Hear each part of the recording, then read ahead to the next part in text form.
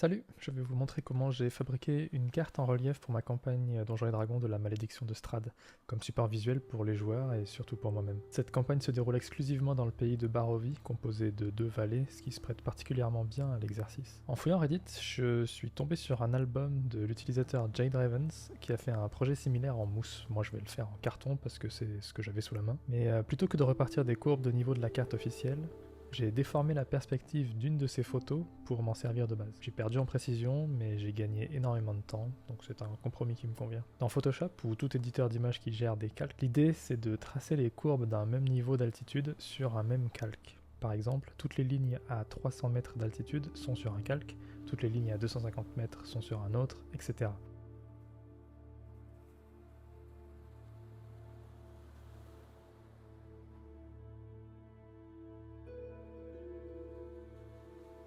Il faudra aussi faire un calque pour les rivières et les lacs, ainsi que pour les villages.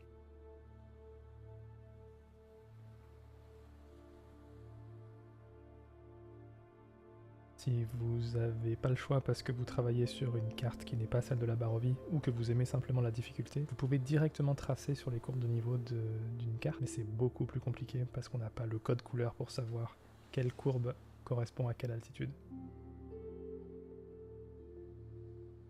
J'ai décidé de faire rentrer ma carte dans un format A4 pour me faciliter la tâche et pas trop prendre d'espace à la table.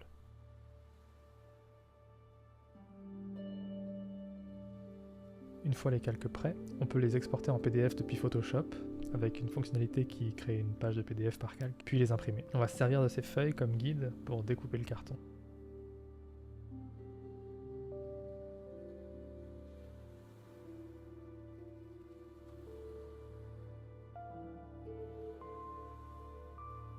Si vous êtes satisfait de mon travail et que le format A4 vous convient, vous pouvez trouver les PDF et le PSD sur mon site. Vous cherchez Hobby Camille Barovie Relief sur Google et vous trouverez facilement.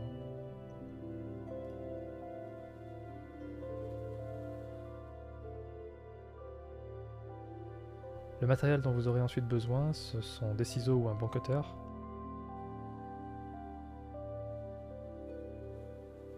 du carton cannelé ou ondulé, je sais pas exactement le terme. Préférence, il faut faire en sorte que 2 couches successives n'ont pas les ondulations dans le même sens pour la solidité. De la colle blanche PVA Elmer's classique, une vingtaine de feuilles A4 et une imprimante, une plaque de mousse XPS pour la base ou bien encore du carton, une sous-couche pour peindre,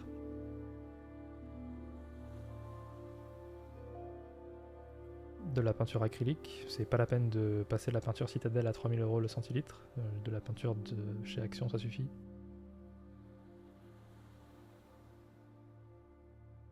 Du vernis pour protéger le résultat final, des pinceaux,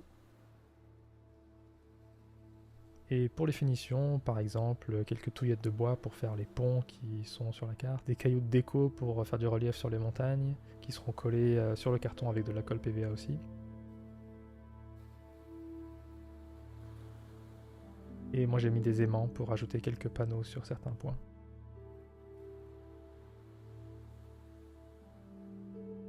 Ensuite, c'est la phase la plus fastidieuse, il faut découper chaque couche de carton. Il faut bien noter sur chaque pièce à quelle couche elle appartient et où est le haut, et les disposer soigneusement sans trop les bouger pour éviter de s'embrouiller. Une fois que tout est découpé, il ne reste plus qu'à coller sur la base, et puis s'amuser avec les finitions, et puis peindre. J'ai trouvé que commencer par le haut pour peindre les montagnes, puis terminer par le plus bas, peindre l'eau, peindre les routes, c'était le plus facile. Libre à vous d'inclure les détails qui vous semblent pertinents, moi pour ma part je me suis concentré sur les villages et les lieux qui sont décrits chapitre par chapitre dans l'aventure officielle.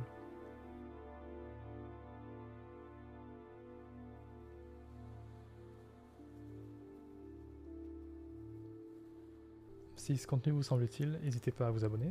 Et vous pouvez aller regarder ma vidéo précédente où je fais du brouillard de guerre avec du sable cinétique. Si vous avez des idées pour accélérer ou améliorer ce type de fabrication, n'hésitez pas, parce que c'est très chronophage, donc je serai preneur de toute astuce.